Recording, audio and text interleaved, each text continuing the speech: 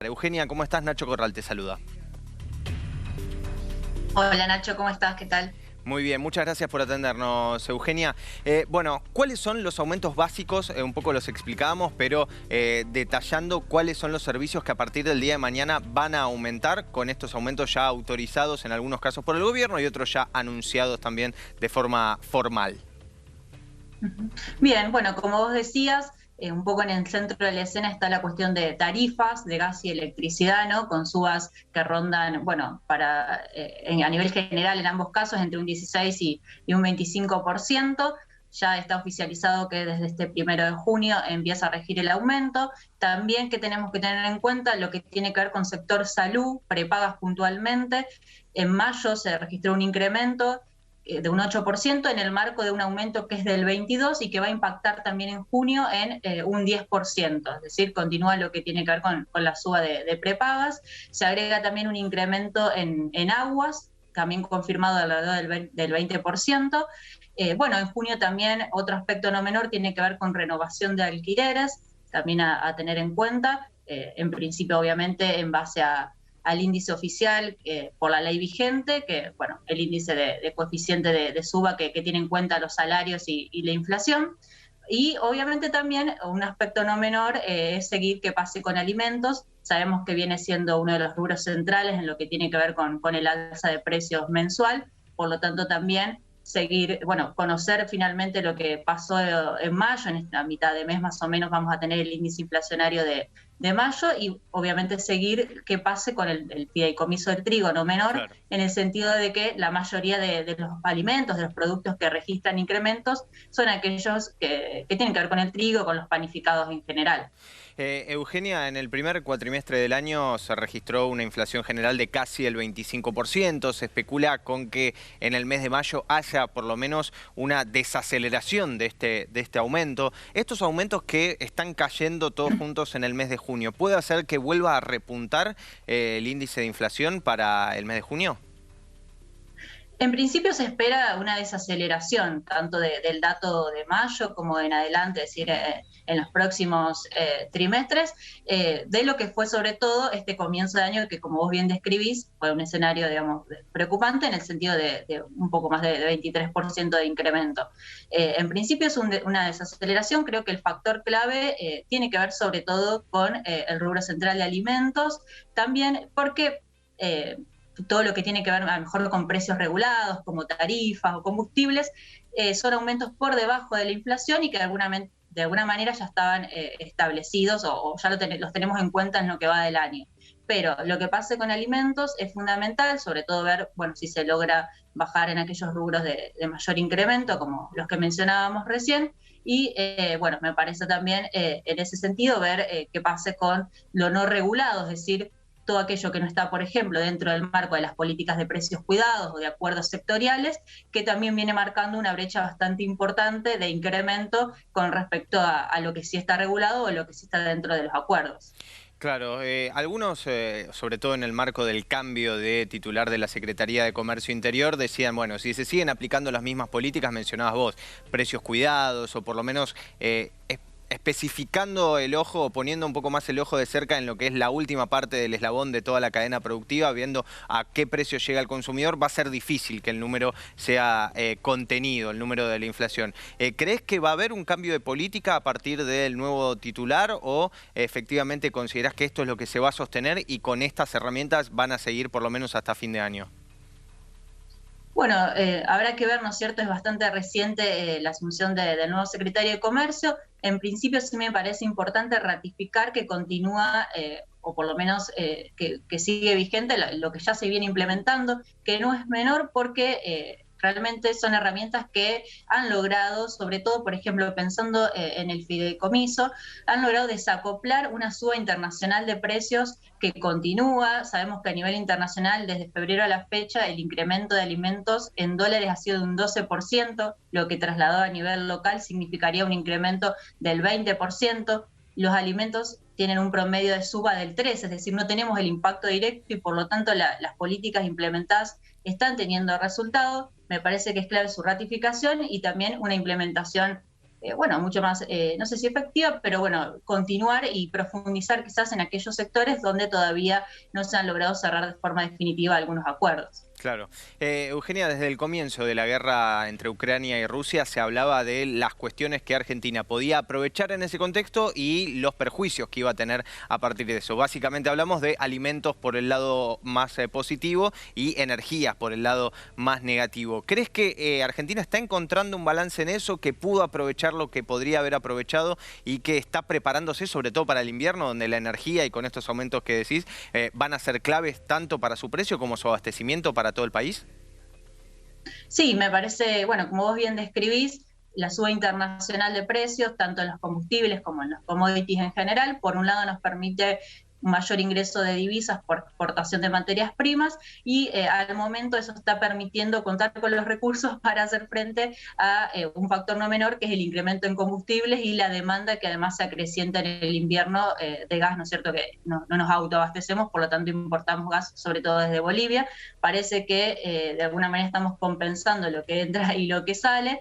El desafío también está en materia de reservas y de dólares, obviamente seguir impulsando una acumulación de las divisas que permita sostener un crecimiento que viene demandando una mayor cantidad de dólares para las importaciones y para seguir acrecentando, para seguir profundizando la actividad productiva y la capacidad instalada de muchos sectores de la producción. Y en ese sentido, ¿cómo están las reservas del Banco Central? Porque de hecho hace algunas semanas nada más el propio Alberto Fernández dijo vamos a tratar de tener la mayor cantidad de dólares posibles para que las industrias puedan trabajar, pueden importar los productos necesarios. Bueno, ha habido concesiones ahora específicamente a las petroleras también. ¿Cuál es la situación que está atravesando en cuanto al equilibrio y a la organización y al orden de las reservas del Banco Central?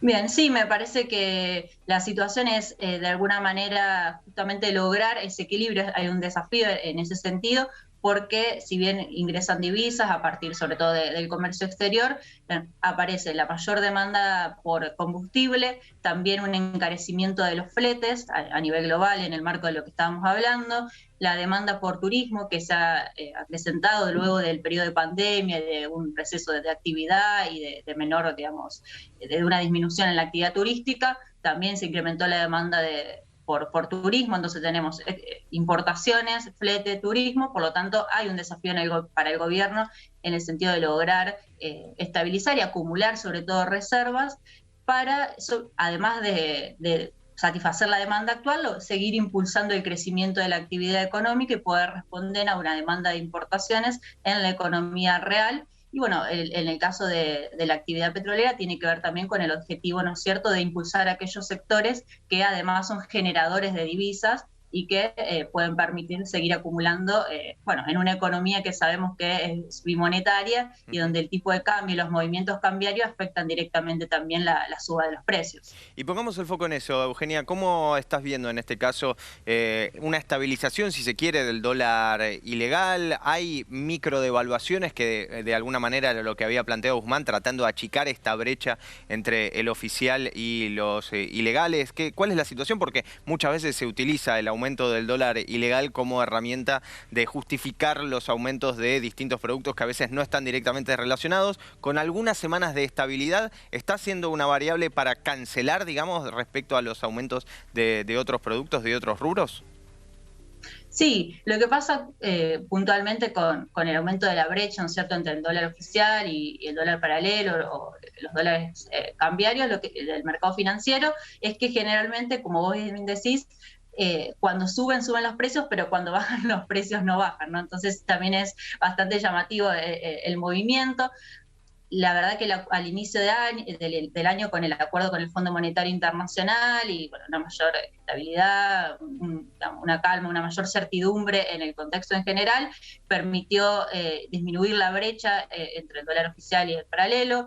Luego, en el marco del contexto global de suba inflacionaria, con, digamos, países como Estados Unidos, el propio Estados Unidos, que registra niveles de inflación históricos y a partir de medidas tomadas en ese país vinculadas a aumento de la tasa de interés en dólares, bueno, una política más monetaria propia de la economía estadounidense, sube el valor de la divisa, afecta, ¿no es cierto?, también la competitividad de las monedas emergentes y eso impactó en nuestro país como vimos hace unos días atrás, o ya hace un mes atrás, puntualmente en lo que tiene que ver con el dólar paralelo.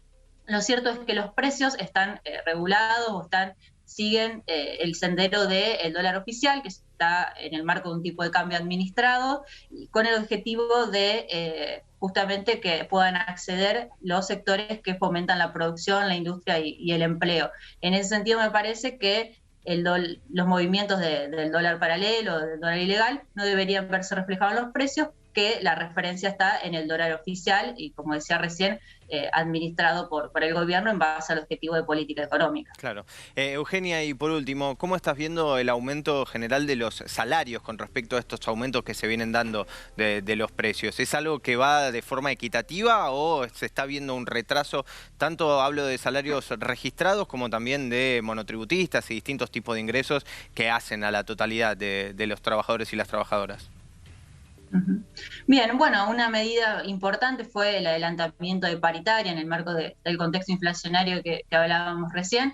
El adelantamiento de paritarias, la mayoría de los rubros, de los sectores de la economía están cerrando entre un 50 y un 60% en diferentes tramos, pero bueno, esa es la pauta en general. Me parece que sí hay una heterogeneidad marcada entre los trabajadores que pueden acceder por estar registrados a la discusión paritaria e incrementos salariales que al menos logran, si no es ganarle mes a mes, pero sí en un punta a punta a la inflación y logran ir recuperando poder adquisitivo, de todo lo que tiene que ver con los trabajadores no registrados, donde, según el último dato, más a marzo de este año, todavía están entre un 8 y un 9% por debajo de diciembre del 2019, es decir, Claro. todavía queda mucho por recuperar en el sector no registrado, que es el que más se ve afectado por la subinflacionaria, por el poder adquisitivo. Por ejemplo, si hacemos una comparación también entre lo que tiene que ver con la evolución de la canasta básica total y el salario medio, la mediana de los trabajadores registrados, vemos que se fue acrecentando el vínculo entre uno y otro, y hoy el salario medio de los trabajadores se ubica por debajo del valor de la canasta básica total. Es decir, que la mitad de los trabajadores con un único ingreso, obviamente, ¿no es cierto? Hay que considerar que estamos suponiendo que hay un único ingreso en una familia en una canasta que es para 4 integrantes, estarían muy cerca de la línea de pobreza con el salario medio actual. Eugenia Rodríguez, completísimo el análisis y te agradecemos muchísimo por tu tiempo con IP Noticias. Muchísimas gracias a ustedes por la invitación. Hasta luego.